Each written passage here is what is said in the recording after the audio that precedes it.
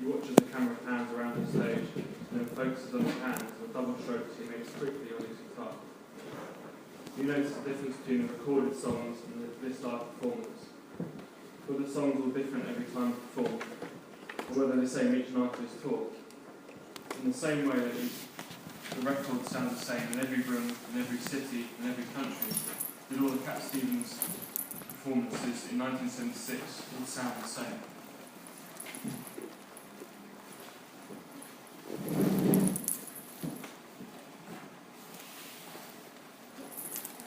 Now you look outside into the garden, seeing the plants, looking close at the grass and green leaves on that tree, studying the carefully cropped grass blades.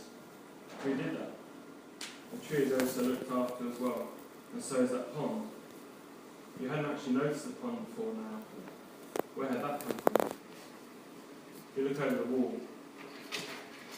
There's a small photography studio there, with a model who is posing. She is pretending to walk. The air makes the clothes ripple.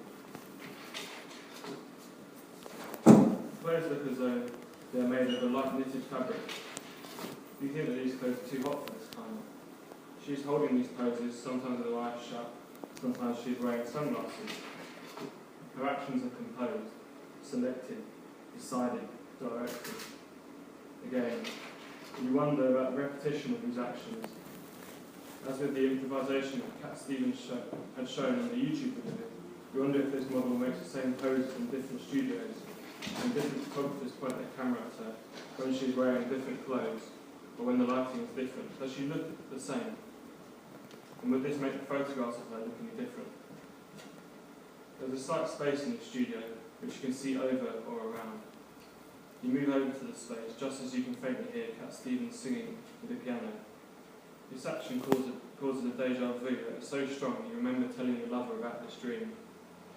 You look for your phone to call them, but become distracted by the approaching scene. Another garden, and this time there are some other people that are looking at the garden with you. It is raining lightly and you do not have a coat on. Indeed, this is when you realise that because a moment ago you were in your own back garden, you still have your slippers on.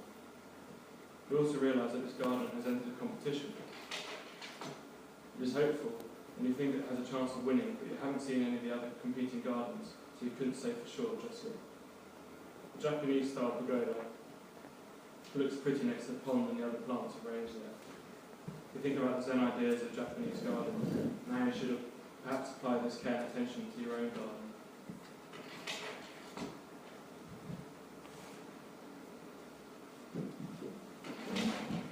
There is a man offering you a lift in his car. You think that perhaps you'll stay at the garden competition and see who wins, but decide to get in his car.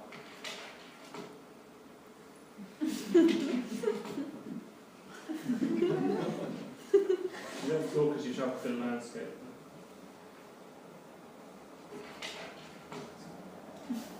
There is no awkward silence. You both are very relaxed. There is a synchronization of your bodies and minds. It's as if you have become one. You start to think about the womb, and being in the womb, and the wholeness and the oneness that you feel with your mother. It is cold and snowing outside. There is a large open landscape that spreads out through the car's windscreen. You have a good view as you're sat in the front seat. You can no longer see the driver. The landscape closes down, becoming smaller and more contained. You are now driving through a city. There are other people and cars around you, and the traffic slows to an almost complete standstill. Is that a procession?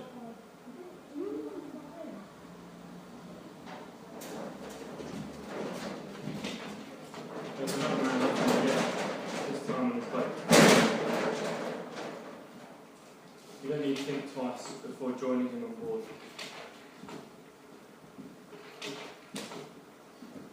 There are some familiar looking people on board.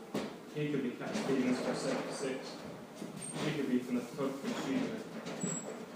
You have been the photographer, and now you really do question where you came from. It feels so long ago that you stepped out of your kitchen into the back garden.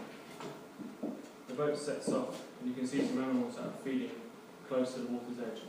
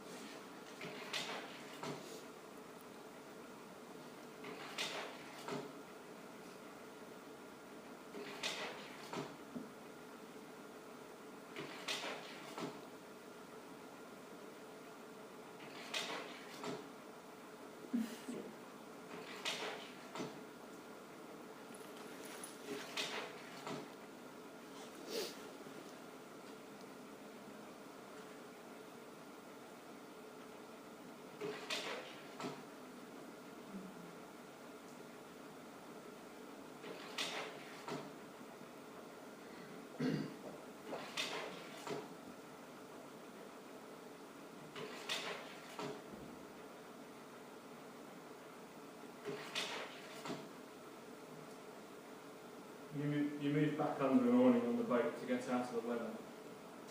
It is dark and slightly damp with a faint smell of tarpaulin and waterproof clothing. Is that Tower Bridge? Are you seeing the bridge the same as the people around you? If you get the same boat tomorrow, will you see Tower Bridge the same? What if the view of the bridge is different from each seat in this boat? Would you have to sit in them all to really experience the bridge fully? And what then are the different ways to travel on or around the bridge and the views they produce? You decide to get off the boat.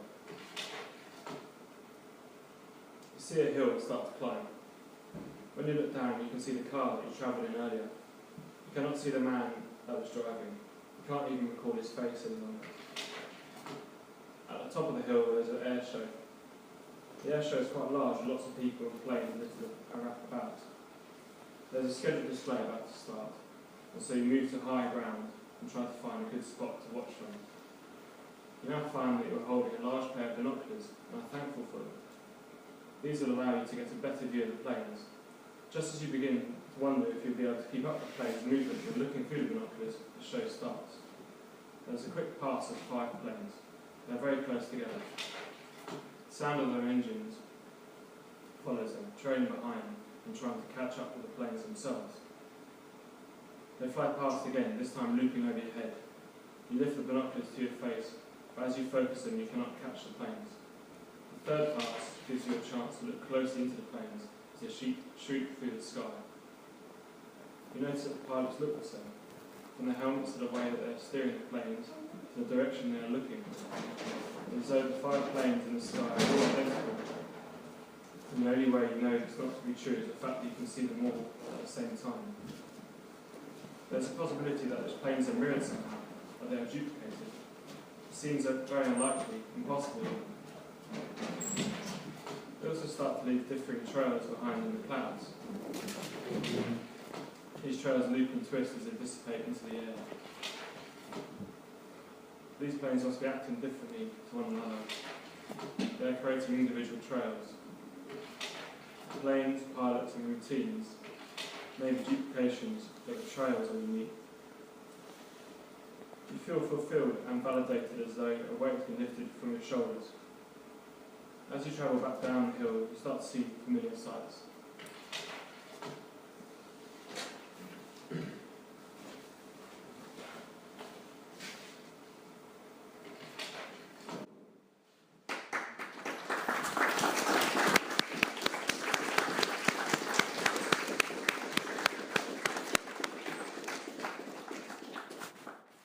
Use fake tan mirror.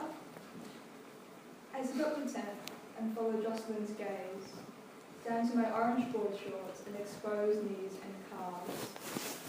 No, I say. So your legs are tan just naturally? You are so lucky. I smile like I'm something special. Pretty hairy, but don't you shave? Anna asks. Mum won't let me, I say. I look down at my legs, sprayed with duck down hairs, and they seem unfamiliar to me, like they belong to some other girl. And I want to say to myself, I don't know her. She's not with me. I'm with them. Anna, who who is pretty in the kind of way that reminds you of maple syrup and wood and smoke and bread and milk. All freckles and pale skin and dark eyes and hair. And Jocelyn, unpretty in the way that makes you sad for her bad sunburn and broken leg and crutches and rude nose. Jocelyn swings and halts and leans her way forward. She moves her bulky frame like an Olympic champion in the 2001 crutches heats. Her arms have meat, is what my mum said the other night when she watched her helping to set up the tent, leaning on her one unbroken leg. Anna walks slowly beside her. I walk on the nature strip with them. I'm not sure where we're going. Let's see if there are any hot guys on the campsite. Jocelyn licks her lips, as if she might kill and eat their bodies. I'm taken, but... Anna laughs. Well, you and me then, Mira. Anna can set us up. Do you have a boyfriend? I ask Anna. Yeah, she says. He's the guy from season 3 of Underwater Lover. You know, the one with the spiky hair and the blonde tips. I met him in the city. I was sitting outside Myers and he sat down next to me and put his arm around me and said hi. And I was like, hi. He's even met Daniel Radcliffe, you know. Isn't he kind of old? I'm 16. He's 18. Have you ever had a boyfriend, Mira? No, well, I'm 14. Dad isn't allowed to get one after I finish uni, so I still have to wait at least 7 years. God, Asian parents are so strict, says Jocelyn. Will you even be allowed to go outside for all of year 12? Anna laughs, so I do too. I laugh and slowly the hard feeling inside dissolves like a finished all-in-one dishwasher cover. We keep walking. I've lost my bearings already. It's all a blur of thick tangled shrubbery and dirt path mixed with soft white beach sand. Haven't seen one boy our age. Campsite is old men and women, the colour and texture of dried apricots. They wear bandanas and crushed velvet and ball shorts. They must live in the caravans all year long. A man with a beard that goes all the way down to his knees, and his wife is smiling at us. Hello, girls, he waves. Hi, we wave back.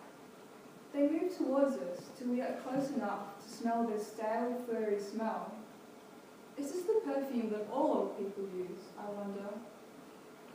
I'm Jacob, and this is Ellie. He holds out his palm, but it's the wrong way up for a handshake. Anna puts her palm in his, and he brings it up past his beard and to his lips for a kiss. Anna's face screams ew, but her mouth just says nothing.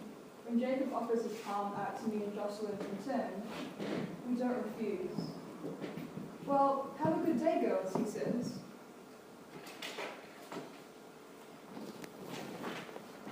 We walk silently till the couple is out of sight. Then we run in short bursts back to the tent.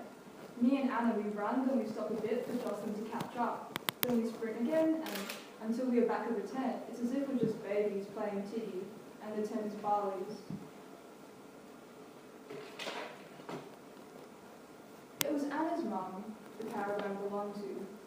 She mustered up the money for it by working night shifts at the Sunshine Hospital, where she met my mum and Jocelyn's mum too. Mum makes me call Anna's mum Auntie Wendy and Jocelyn's mum Auntie Kelly, but Anna and Jocelyn call my mum Sue.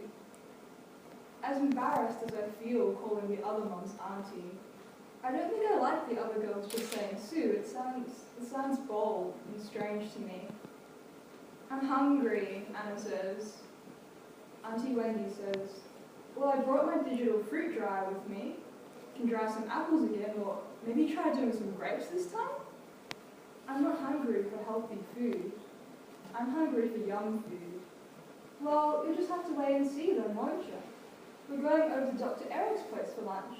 He has a beach house around here, and he's up with his family same time as us.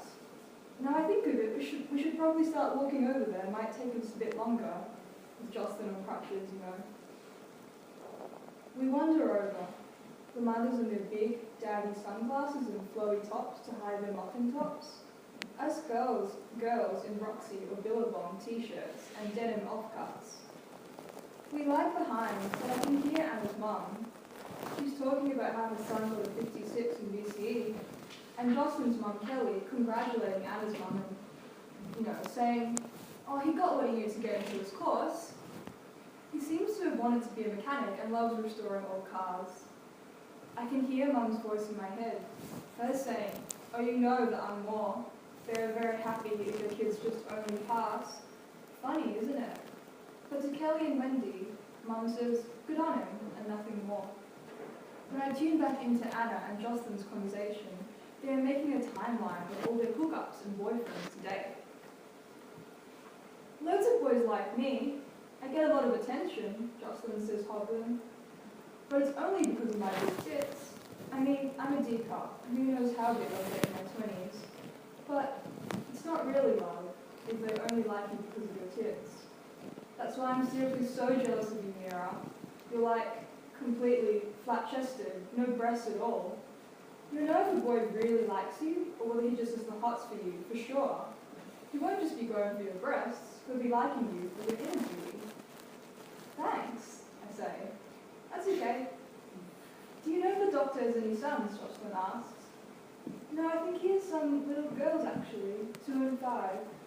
I love babies. They're just so cute, Anna says. Apparently, when you have babies, your tits get massive. You have to buy new bras, and your husband really loves you, if you get what I mean, Jocelyn says, her voice sinking into the deepest of depths. I hope we're allowed to play with the baby, says Anna. Me too, I say. It seems the right thing to say. Me 3, says Jocelyn suddenly. I'm totally plucky. Here, girls, says Kelly. We ring the bell. The first floor rendered in white as if a cup of milk has been spilled over it. The second story is walled entirely in blue glass, so you can see right into it. Inside, I can see a large wooden box with a lamp above its head, an electric guitar, and a polar bear for a rug. This is ritzy, isn't it? Wendy giggles and covers her mouth like a naughty child. The door swings open and a man with a soft face and hands of a presenter on Play School appears. Hello, he smiles. Come on in. Hi, Eric, we chime. Eric takes us into the dining room, a room with happy yellow walls and placemats with dumb-looking fish printed onto them. Girls, he yells. A girl with unbrushed hair, a magnifying glass, and a handful of leaves walks in. She is followed by a smaller girl, carrying nothing but herself. I'm Abby, says the older girl, flicking her hair back, and this is Millie, adds Abby. She's 2, she can't really talk yet, she says in a stage whisper.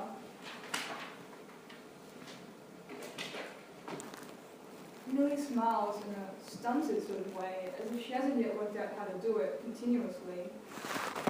Anna drops to her knees and whispers, nice magnifying glass, Abby. Abby blushes and does a little twirl, holding up the magnifying glass like a baton for Anna. Anna claps. Abby twirls again and again, checking over her shoulder to see if Anna is watching her and clapping still. Abby, that's enough. You made yourself sick, says Eric. Then to Anna, thank you, Anna. He gives her a secret wink, and then a sort of eye roll at Abby, and says, anyway, should I give you all a tour of the house? No, I want Anna to stay and play with me. Abby grabs onto Anna's hair rather violently. Anna smiles and tries to move her hair out of Abby's grasp. Only if Anna wants to, says Eric. Then, Anna, don't feel as if you have to or anything. I'd love to stay and play with you, says Anna. Abby falls into her lap, and a great big hug. Okay, well, do you mind watching Millie too, then? It's only she'll feel left out if we... Millie would love to play with me, wouldn't you, Millie? Jocelyn said suddenly, addressing Millie with a wink that is an open secret. Millie chews on her hair and stares. Well, great then, Eric says, rubbing his hands and traipsing up with the adults behind him. I hear Mum say, your Anna is so good with those girls, isn't she? She'll make a great nurse, with people skills like that. Abby takes Anna by the hand and leads her to the playroom. Jocelyn picks up Millie and carts her away in the same direction. I'm not sure what to do. I wanted to see the glass room with the horse and the guitar. It sounded like it seemed like the wrong thing to do, especially after what Mum said about Anna. So I followed the girls into the playroom. Anna, do you need any help with Abby? I'm happy to give you a hand, I say. No, I only want Anna, Abby pipes up, putting the magnifying glass over the left side of her face and staring at me with her one engorged eye. Millie sits dumbly on the armchair Jocelyn has placed her on. Do you want to come and sit on my lap, Millie asks. She says nothing, just drools a little, so I pick her up by the ribs and sit her on my lap. Now what? I have no idea what children want. Abby is trying to burn a hole in the leaf with her magnifying glass. Anna is explaining that I have to go outside to make the fire. Millie, look, some sparkly stickers. Do you want to come here and get one off me? Jocelyn asks. Millie starts to squirm. I let her go and she crawls towards Jocelyn, who begins picking up a sticker for every few centimetres of her arm. Millie starts to smile a little. I don't know there's anything in the world that could impress a kid more than sparkly stickers, but I try anyway. I never say bye. Millie, are you hungry? Should I get you a bit of fruit or something? I ask. Millie nods slowly. I run into the kitchen and find a banana and cut it up. She takes a chunk of banana from me happily and drools over it for a bit, but she just keeps kind of mashing it in her hands and it gets soft and messy and very sticky. She starts wiping it over her clothes. Millie, do you want me to take it off you? I ask slowly. She ignores me, so I try to take it off her, but her fingers are like steel. I'm afraid to hurt her. Ew, Mira, that is so gross. Why'd you give that to her in the first place? Asked Jocelyn. I wonder the exact same thing. Girls, big girls and bigger girls, are we ready for lunch? Auntie Wendy and Mum poke their heads in. What's that on the carpet? Mum hurries over. Millie started drawing pictures into the carpet with her banana chunk. Mum looks at me. I'm holding the incriminating banana peel in one hand. Abby comes over to inspect the carpet with her magnifying glass. Mira, did you give this to her? It's gone everywhere. It's not easy to get this thing out of that carpet. Can't you even care for her for just 1 minute? Before I can reply, Abby comes over and waggles her magnifying glass at me.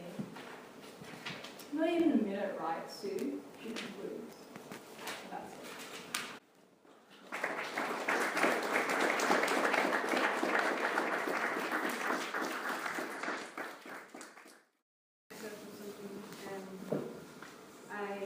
I've been working on this for a while, but I've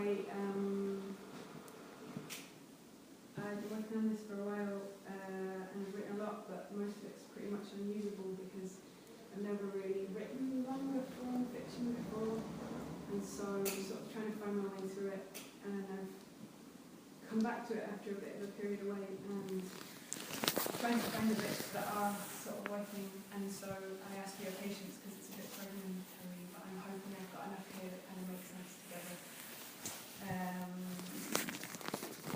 Yeah, so I won't say more.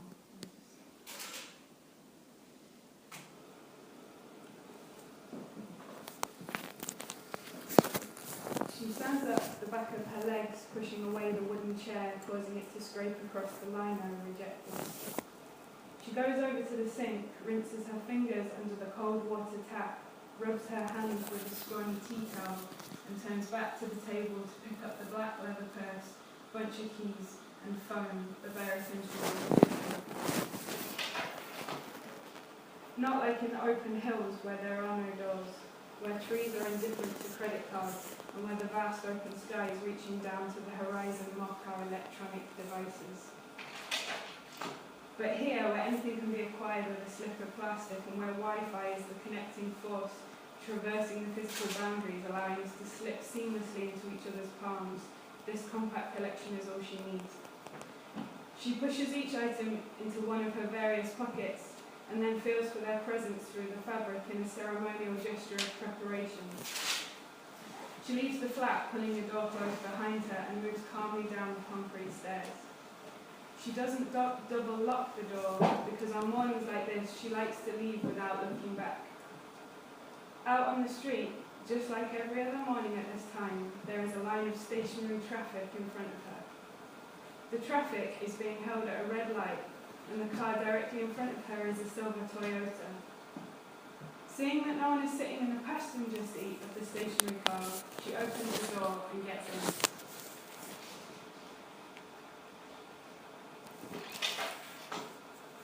Drivers almost always react in the same way. They begin with a question dressed in various tones of panic and anger, something like, "What are you doing?" or "What do you think you're doing?" or "Why are you doing this? Why are you getting into my car?" It is natural for us to want to understand strangeness. A magician had once told her that. With questions like, "What are you doing?" she used to take a literal approach. "I'm sitting in your car," she would say. Occasionally this would have a relaxing effect, as if the person simply needed the experience translating into language said with a certain amount of confidence to enable them to begin to see what they previously could not see or perceive. As if by her simply describing the situation, the whole thing suddenly made sense. But more often than not, she found it led to aggravation. "Yes, I can see that, you smart fuck." And while this has great potential, she had come to believe that a more gentle start pays off long term. So when the driver asks, "What are you doing?" she usually tries to say as little as possible, focusing all of her energy on taking them in, listening to their peculiarities. The question why is an infinitely more difficult question than what. After all, it hadn't started with a clear intention. Like so many things, it began with a misunderstanding.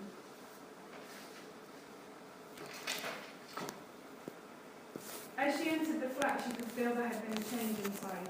The sound vibrated differently around the hallway. She went through into the living room, turned on the lights, and saw that the room was significantly more empty than it had been that morning. She leaned in the doorframe, looking for a moment, her brain forcing the process of deduction. She quickly saw that everything that was left was hers, which must have meant that everything that had gone had been his. If this had been a riddle, she would have known that the causal direction of logic wasn't so easily reversed. But this being life, and her knowing him, she knew that he wouldn't have taken her stuff. She also knew that he had been ready to go. This being an idea she'd never consciously thought before, but now with the privilege of hindsight, seemed so obvious. She was surprised to see how many of the belongings had been his. All of the books, apart from 2, which she had never read. Some novel college had been given away when it had been nominated for the Booker Prize, and The Alchemist by Paulo Coelho, which a friend had given her, insisting it would change her life, without ever explaining the type of change she would undergo, leaving her feeling suspicious of the innocuous paperback. The rest of the shelf was empty and dusty. The lamps, all of the lamps were gone too, the cosy corner lighting that he would bring to life one by one, making his way around the room in an early evening ritual, warming the space he needed to read. They were all gone, leaving over the overhead light that was now beaming, erasing the darkness rather than easing it. She went into the kitchen to find that all the cooking equipment had been his too, the pots and the pans and the wooden spoons. Opening a drawer, she found it empty and remembered that brush thing for painting egg onto food, and the garlic crusher that never would quite relinquish the white specks held it hostage in its holes. Those things had been his too. And the spice box with the contents that had seemed to her to be variously coloured dust, and the toaster that was never quite wide enough for thick cut bread, and the tin that stored the tea bags, but the teapot was still here, and the kettle. The kettle belonged to the landlady, and the teapot, she guessed, must have been hers, although she couldn't remember when she got it. Maybe it was just that he didn't want it, or thought she could make better use of it. It looked strange now, on the near-empty sideboard, exposed. She left the teapot and wandered into the bathroom. The cotton buds were gone, which was a relief. The instructions telling her not to put them into her ears had been a constant worry. What else do they exist for, she would wonder as she pushed them into the side of her head, imagining she was about to puncture her brain or scoop out some vital function. There was a towel which was hers in the sense that she had been using it, hers in the sense it had her on it, and that someone else would have to wash it before it became theirs. The window had been left slightly open, and the air was fresh. There was lots of air now, all over the place. Where there had once been a stock of Pear's soap bars in the cabinet, there was now air. And back in the living room where there had been a computer, there was air, and where there had been a sound system air, there was also air next to the air where the sound system had been, where CDs had been stacked up, and more in the corners of the room where the speakers once were. She went over to one of these corners and filled the space with her body. She looked at the armchair and appeared not to be listening. She hummed a quiet tune. There was so much space. She woke up on the floor in the now dimmed bedroom and could see there was nothing under the bed, and remembered that nothing under the bed had been hers. She was cold and so got into bed, pulling the blanket over herself. Sleeping in your clothes is perfectly acceptable when there had been a sudden change. Sudden changes justify all improper things, all unreasonable things, and it's good to make the most of these moments, she thought to herself. She woke again, this time in the light, and found the flat was empty. She got out of bed and she was already dressed. This pleased her.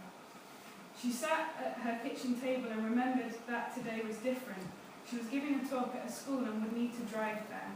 She had time to drink some instant coffee and flick through the headlines on her phone. She grabbed her bag and went to the hooks by the door to get the car keys, but the keys were gone, and in their place, pierced on the hook, was a message.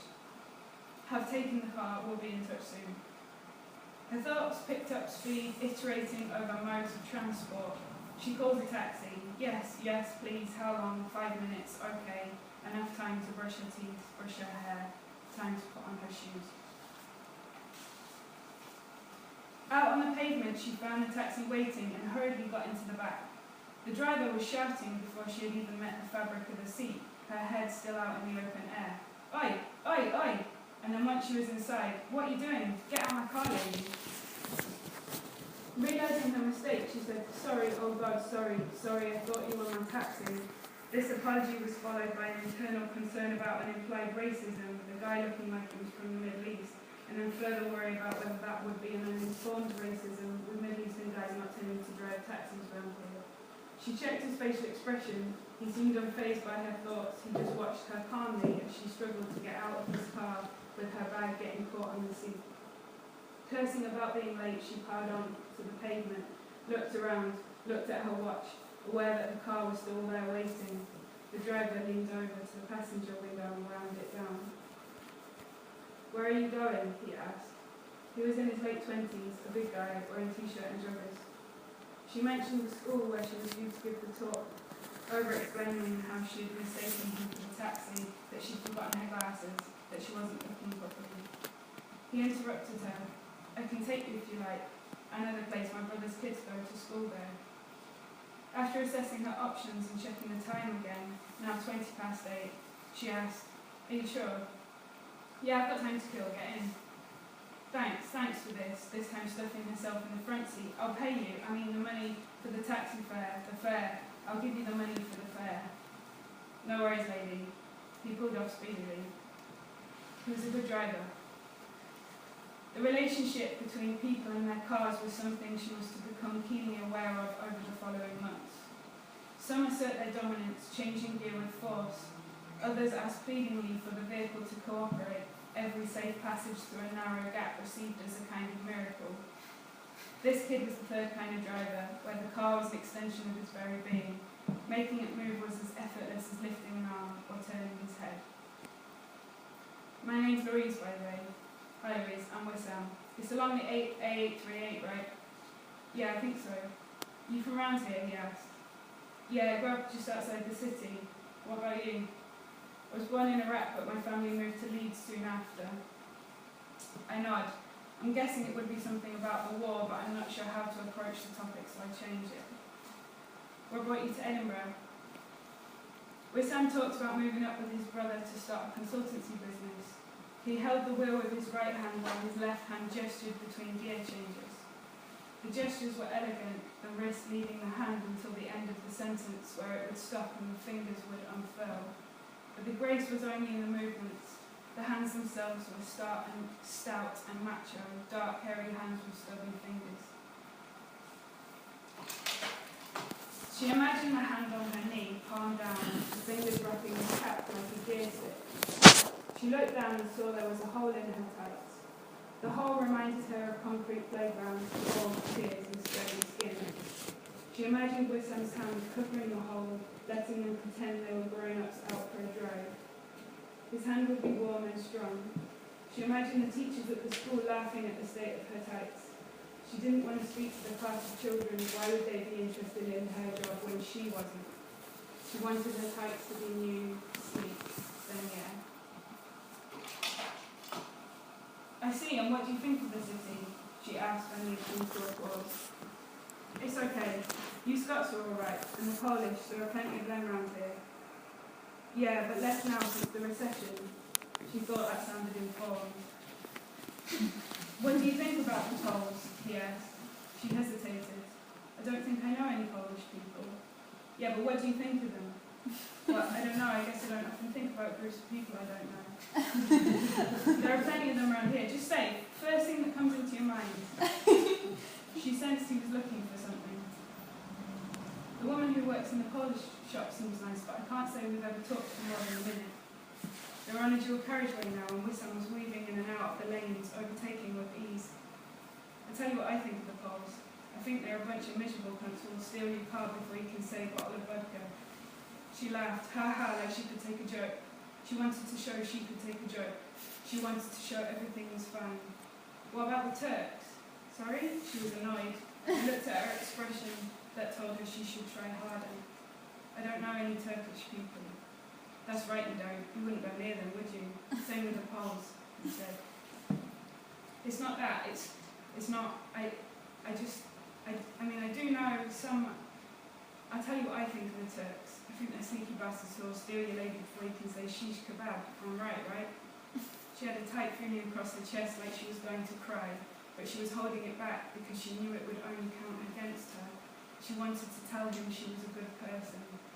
Look, lady, I'm only messing with you. You've got to understand I get this shit all the time. I'm just saying that being nice isn't everything. Not if you're only doing it because you're afraid. A phone rang. It was sitting in a plastic cradle between them on the dashboard. Wissam touched the lit screen without taking his eyes off the road. She noticed he had a headphone in one ear. All right, mate, what's going on? Oh, yeah, I know. Yeah, I'll be there in a bit. You fucking Poles are all the same, you miserable cunt. Ha. Yeah, nice, okay, nice. Yeah, nice, see you in a bit, nice.